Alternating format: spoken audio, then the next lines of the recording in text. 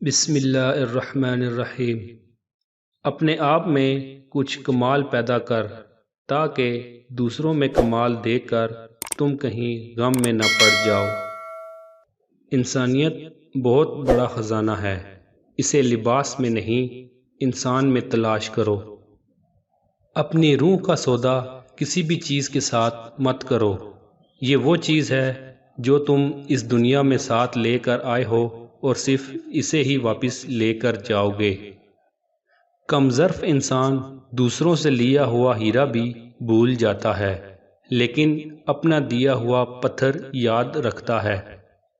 اپنے چاہنے والوں کی لمبی قطار کو چھوڑ کر ہم صرف اس ایک ایسے شخص کے پاس ذلیل ہونے چلے جاتے ہیں جسے ہماری پرواہ بھی نہیں۔ دوسروں پر آئی مصیبت کو سزا اور اپنی مصیبت کو آزمائش سمجھنے والا بھی تکبر میں مبتلا ہے۔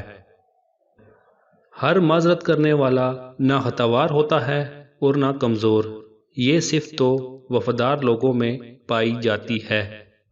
غلطی اسی سے ہوتی ہے جو محنت کرتا ہے، نکموں کی زندگی تو دوسروں کی غلطیاں نکالنے میں گزر جاتی ہے۔